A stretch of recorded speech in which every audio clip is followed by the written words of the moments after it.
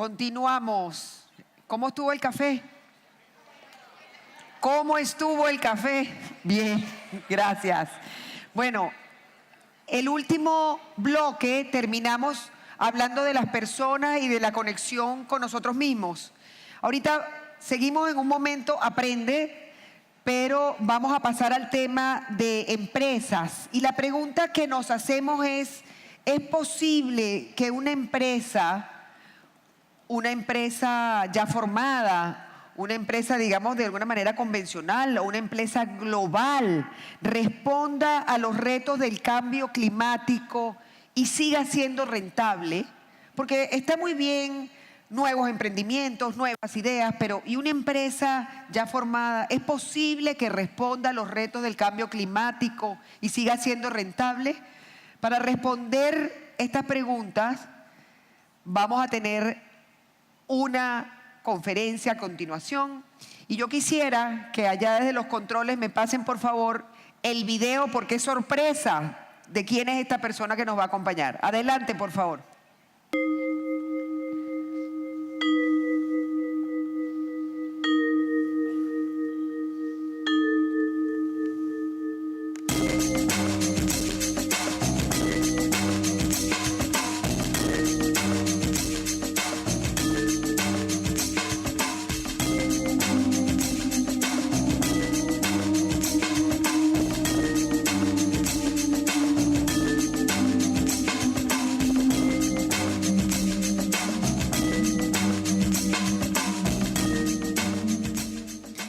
Desde la India. Has a huge role in ensuring that the SDGs get achieved. And that's because the problems we are trying to address through the SDGs are very large. They've been around for a very long time. And as population increases in the world, the extent of the problem becomes larger. There's no way we can solve these problems through one-off CSR projects or the occasional mission and so on. And you will need the help of not just one, but many businesses to address SDGs. Un aplauso para recibir a Anirban Ghosh, director de sostenibilidad del Grupo Mahindra desde la India, que nos visita a nexos+1. Adelante, Anirban.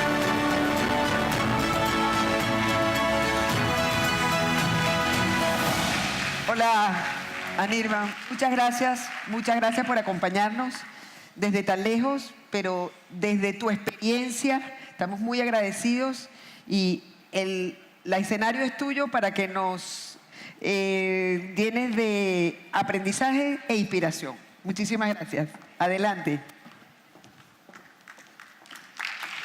Hola. Thank you. Buenas tardes, damas y caballeros. Gracias por invitarme a nexos+1. Hoy he conocido a personas increíbles. Ok, suficiente español por hoy.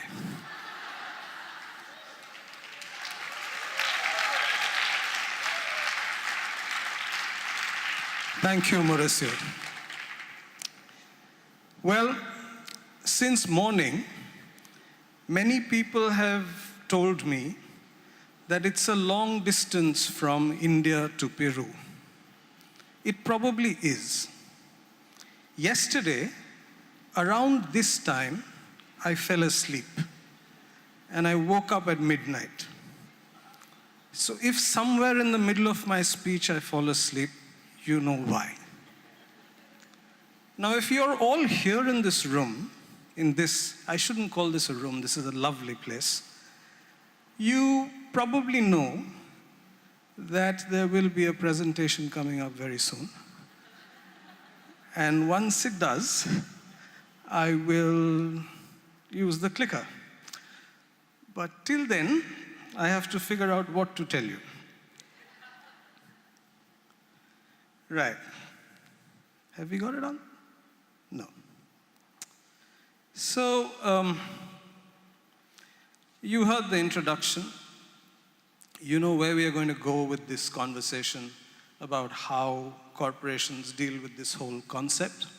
Ah, lovely. So as I was saying, since you're here, you know that we have a problem. And we have this problem because everything we do, okay, I'm not doing this very well. Everything we do has a very high carbon footprint. I mean, if you asked us to live without a carbon footprint, it's almost impossible today. And there are many, many more people who are living life with a high carbon footprint. And as a result, we are putting lots of carbon up in the air, even now, even as many people are trying to reduce the pace at which carbon is going up in the air. In an article in The Guardian, they said that 100 corporations account for 71% of all emissions. Clearly, corporations have a lot of work to do. Now, I'm from a corporation, a fairly large one at that, with a number of industries. Fortunately, they are not all very polluting, but at the same time, we do have a fairly large carbon footprint. Apart from the carbon footprint, the businesses we are in, they are in fairly serious danger. And as a result, we have to do something. Now take a look at those pictures. You have a diesel-powered SUV. Now you and I both know that a few years from now, we may argue whether it is 10 or 15 or 20, there won't be any more diesel-powered SUVs, which means that about 30 to 40% of the group will just disappear. Now, a corporation cannot allow that to happen. You look at that lovely resort in the picture, which is on the water, on the coast of a state called Kerala. If the water levels were to rise, that resort won't exist. And I could go on about the other businesses that we have in the group. And clearly, from a purely survival point of view, the group has to do something. Now, the challenge for a corporation is actually twofold. One, you have to make the corporation green. In the sense, you have to keep reducing the carbon footprint, you have to manage waste better, you have to do things responsibly within the corporation. But just by doing that, we will not win the game. Why? Because by doing that, we can't save the diesel SUV. You also have to enable green businesses. And by enabling green businesses, there will be continuity of revenue. There will also be the possibility of enabling other people to reduce their carbon footprint. If you and I had the chance to use an electric vehicle, if you and I had the chance to use an electric scooter, if you and I had the chance to fly an airline which does not use fossil fuels, or go in a ship which doesn't use fossil fuels, then our carbon footprint would also go down. Therefore, it is important for a corporation to enable green businesses. So to try and put a method in all this madness of, making a business green as well as enabling green business, we put this framework together. We had to. How do you get 22 businesses, 240,000 people to think in similar lines and take on programs which don't conflict with each other, but help build a green business as well as help build new green businesses? So this is the framework. You'll be familiar with almost everything that is there in the framework. In fact, the earlier presentations covered a whole lot of what is there in this framework. just gives us confidence that we are on the right path. Now, using this framework, we realize that, let me just wait. That in the overlap between planet and profit, there is a lot of work that can be done. Very often we are asked the question that, is it a trade-off trying to take climate action and trying to keep the business going? The answer is no. While taking climate action, it is possible to make the business stronger, more resilient, more profitable, and therefore more competitive. I have one example here in front of you where an investment in LED lamps right across the business gave us an IRR of more than 67% and paid back the investment in about 14 months' time. Most businesses, if they had investment opportunities of this kind, would die to take them. Here's another one for you.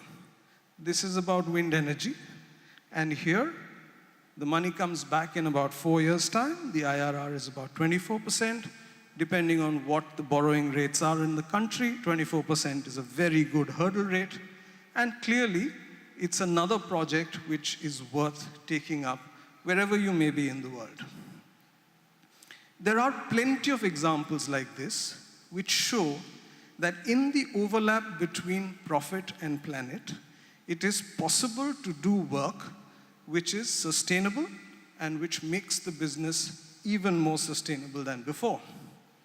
But like our chairman says, climate change is the biggest business opportunity for this generation. Why is that? Because we actually have a chance to get into businesses that enable climate action. And over time, the Mahindra Group has got into a number of such businesses. And now that the idea of using businesses to fight climate change has become an integral part of our thinking, I won't be surprised if we enter many more businesses which are in this realm. The ones which you see here include electric cars, electric scooters, solar panels over there, then green buildings. What's got cut off at the bottom is Mahindra Accello, which does responsible recycling of old vehicles. And the two here on the right-hand side are shared mobility for cars as well as for scooters. In fact, the one for scooters runs in San Francisco, and if any of you went for the September climate conference in San Francisco, this was the official vehicle for the climate conference. Now, these are just some examples. What you don't have in these examples is a business called Mahindra Waste to Energy Limited, where we take the food waste from a city and convert it to compressed natural gas, and therefore prevent landfills, prevent pollution of water bodies, and so on. So all I want to leave with you is that there are plenty of business opportunities in the space of climate change if we are to take strong climate action. What would be the size of these businesses? A rough estimate says that the ones we are in already have a potential of more than 100 billion. Now, you saw in an earlier slide that we are a 20 billion group. Working in a 100 billion pond is a fantastic pond to work in, which means the 20 billion will probably be protected, might just grow to 40. If it does, nothing like it. It's a way in which we can literally reboot business, where instead of talking about the carbon footprint of businesses, we can actually start talking about the green footprint of businesses. It's a completely new paradigm. It's a way strategists can think. Everything that we discuss in strategy continues to be valid, but you add one more dimension and you ask the question that this new business that we are thinking of, does it help us enable climate action, or does it kind of hurt the cause of the climate? And if that becomes one of the parameters of entering a new business, you can just consider the possibilities yourself. So I was asked to talk about, in this sort of a situation, what does a chief sustainability officer do? Well, if there was no chief sustainability officer, it's not as if energy efficiency would not happen. It's not as if we would not enter new businesses. It's not as if the business would suddenly stop doing good things. No, it wouldn't. But what we've learned through experience is these may have been, or rather we would have done a few projects. We may not have had the ambition to become carbon neutral. We may not have got the ambition to double energy productivity. We may not mustered up the courage to say that we will do 100% renewable energy. That, I suppose, is what chaps called chief sustainability officers can bring into a corporation and say, hey, you're doing good things. Why don't you look a little bit ahead and take on a goal which is actually transformational, which is great for the business, and which actually makes serious impact on climate. Now you may say, so what do? You tell other people in business to do this kind of work. Very good, but that is not real work, right? I mean, you're just telling them to do it and asking them to go ahead and do it. If they do it, great. What is your contribution? Well,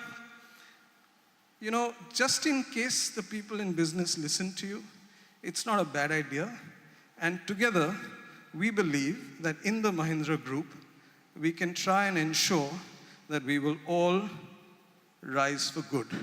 I think that slide is gone forever, so you shall just have to live with me by saying that we shall all rise for good. Gracias.